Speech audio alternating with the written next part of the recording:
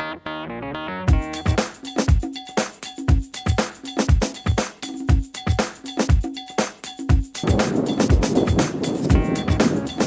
we're looking back towards the church, the Roman Catholic Church in Argyle. So this is where I am now. I'm heading towards the Stubbs end, and I'm looking back towards the church. So you can see basically the alignment of the runway, and I'm standing on what is supposedly the runway anyway.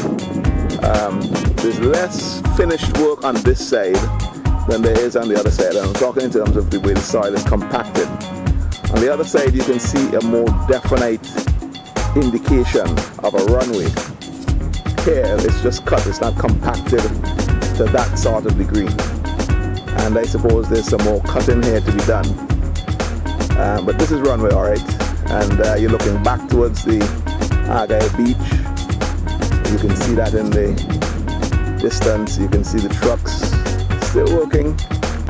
Busy moving soil up and down. That's a car that's going across a makeshift road.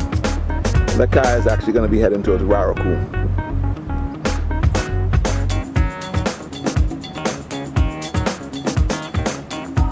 So there you go, we're going to make our way. I'm walking today with Ian Vera, who tries to duck the camera all the time, but he's my walking buddy today.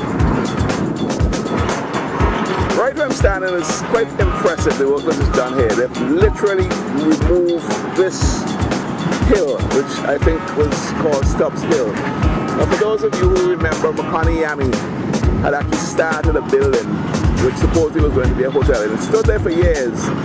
It was located somewhere on the hill here, where you see it. Of course, that hill has been decapitated. Now what's left now is these sheer rock faces. And I understand that there's some more cutting to be done, and they're going to use a lot of the rocks that are removed here to be crushed to get the sort of aggregate that's required for the runway.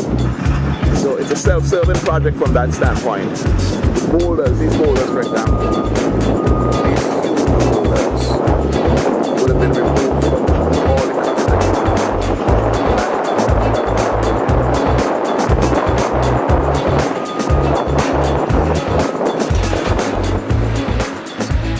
I'm giving you a 360 degree from where I stand. You can see there's some bit of wind. I don't quite know what I do is my lens at the moment. Huge boulder. And these are going to be broken up and crushed. They're going to be bringing a crushing plant and put it on site so that they'll be producing their own aggregates. One would imagine that they won't have to bring in any because of all this excavation. They're left with all this rock that they can use. So for example, you won't be selling stones to this project. They're going to have their own stones. So this completes my 360 degree. This is where I started my shot.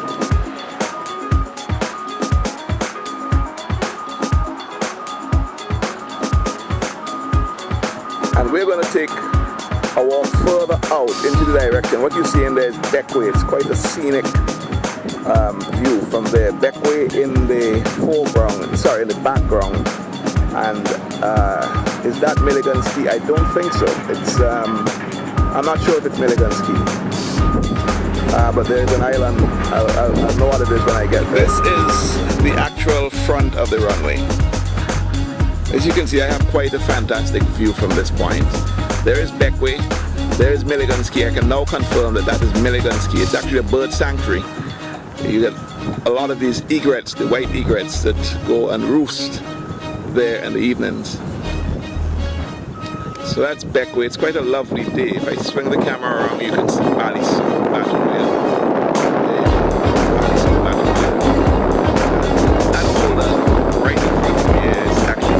Obscuring the view of Mustique. We'll pick up Mustique from a different angle.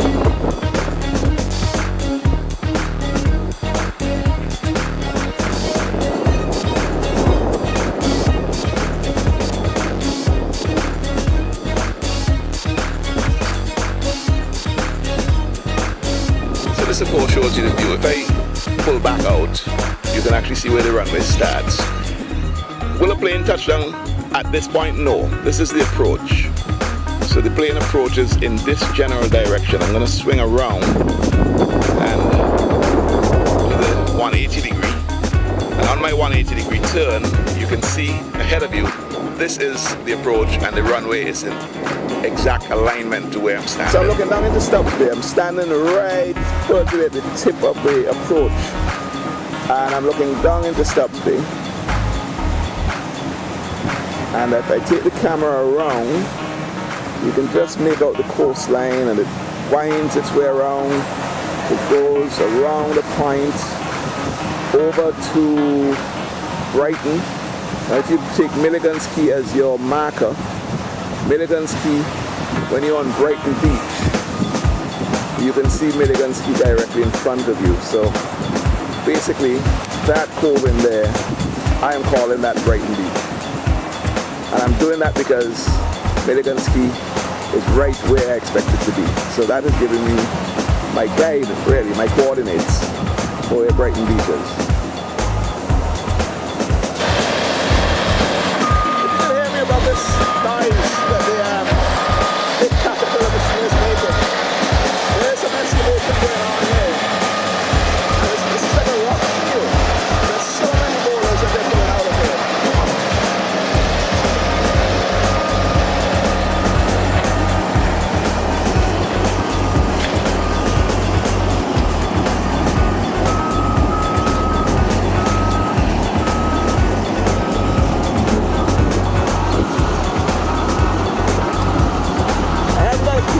Why this is occurring, because these rocks just seem to be popping up in the middle of nowhere. And then you've got this man-made machine fighting against the forces of geology, really.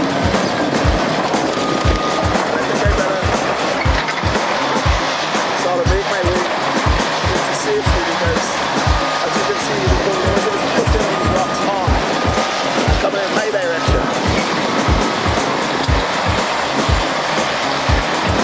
Awesome call.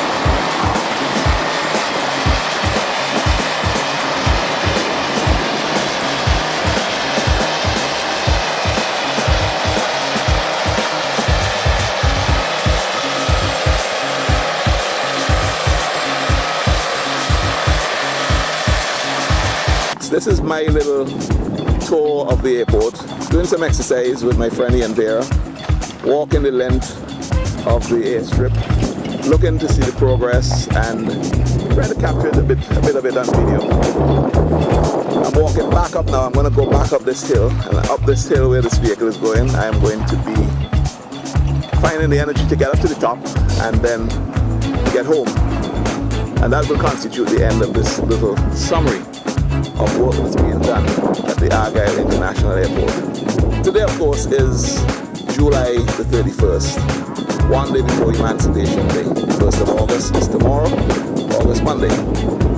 So this is Tony Redisford signing off.